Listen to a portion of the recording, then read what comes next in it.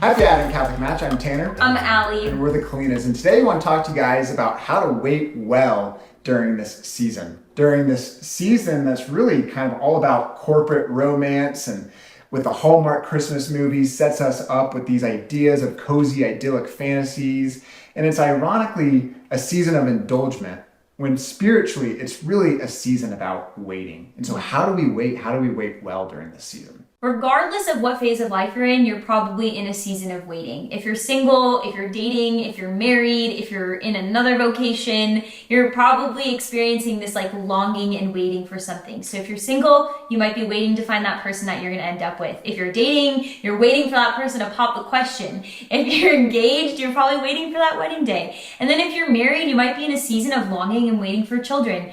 And that's really real. Even the early church was in a season of waiting. The Jewish people before the Messiah came were waiting and longing for the Messiah. And when he came, now we're in the season of waiting for him to come again. So we all experience this, and we're going to talk today about how to do that well. When you go home, we all know that it's not like a Hallmark Christmas movie. You're not going to just like randomly meet the person that you're supposed to end up with. I mean, you might, but... I'm a sucker for Hallmark movies. So before I met Alli, I always wanted to go home every Christmas and come out of the grocery store with a honey-baked ham tucked nicely under my arm, the snow slightly falling, even though it's Dallas, Texas, and that never happens. And then I accidentally stumble into someone cute and pour my hot chocolate on them, and we have a good laugh, and I ask them out. That's how I always kind of wanted to meet the person I would marry. That never happened. But it does point to something. We all do have this longing for something like beautiful and good and true. Like that's the reality of human nature and human nature. Human nature. Human nature. And so in these seasons of waiting, when we go home and we're around our family members, they can sometimes, maybe unintentionally and not in a malicious way, kind of poke at those things that we're waiting for, and it can hurt a little bit. And so we want to be able to do that, to go home and experience these things with grace and charity. So like if you're in a season where you're single and your grandma is constantly asking you where your boyfriend is. Where is he? Huh? Where's or, that fella? You know, if you're dating, your mom might be like, when's he gonna pop the question?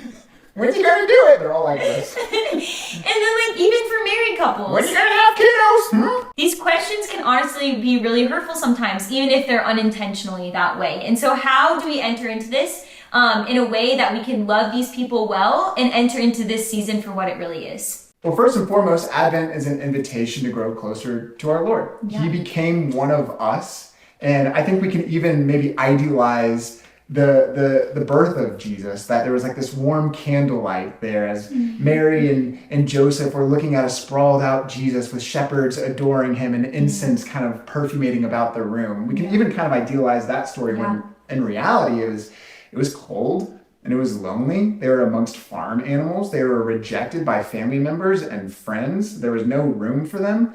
And it was really anxiety provoking. They were running away from Herod, who was trying to kill baby Jesus.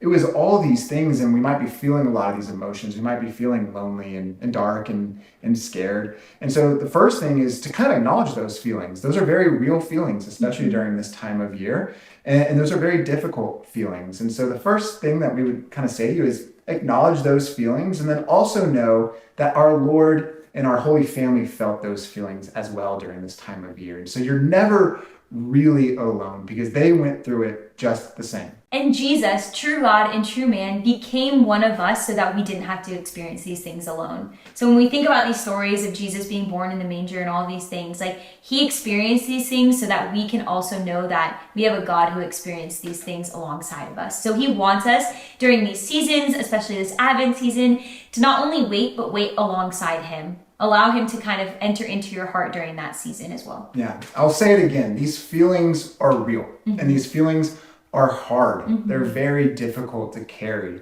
However, Jesus also carried them, and he's inviting you to carry them with him. In a weird way, they're kind of a gift because you get to be closer to the reality of this season. Not the kind of cozy falling into people with honey-baked hams, but the very real reality and reason for this season you're actually way closer to if you're feeling those things. Yeah. And then the next thing we want to talk about is waiting with joy and with hope.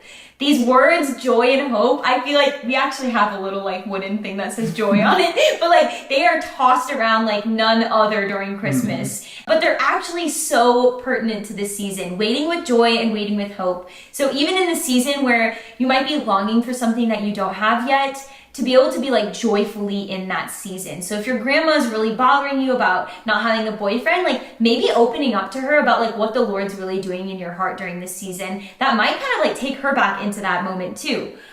So being joyful, a joyful witness of the season you're in is super important. And this isn't just something that like Tanner and I can't relate to. Like we experience this every single time we go home. This reminder of longing for something more. Yeah, we'll be honest with you guys. We desire children. We've been married for over 2 years. We really desire children on this side of heaven. And every time we go home, a family member or a friend, good-willing, good-natured, they have all the best intentions in the world, but they say something that kind of hurts us and points back to this longing in us. And we have those kind of feelings of cold and darkness and loneliness and fear all kind of rise up at the same time. So this is not unique to just single people or dating people, but this is something that we all have inside of us during this time of year. But even Tanner and I, like during this season of real waiting, like we desire to be also an authentic witness of joy and hope to our family. So while like this might on the outside look like a huge bummer for Tanner and I, we desire to know, for people to know that like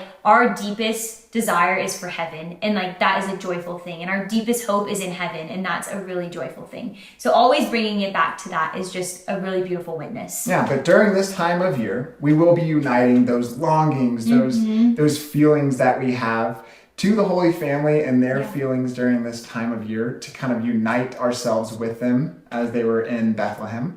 And then we'll also try and remain joyful to those family and friends that might say something that kind of irks us. Yeah. So if you're feeling all these things like loneliness and longing and just like an ache for something more that you just like don't quite have yet, know that Tanner and I are right there alongside you guys, and we're offering up our suffering and our sorrows for you too. But we really invite you guys during this season to wait with the Lord and wait with hope and wait with joy. Happy holidays, y'all. Love you. Happy Advent. Oh.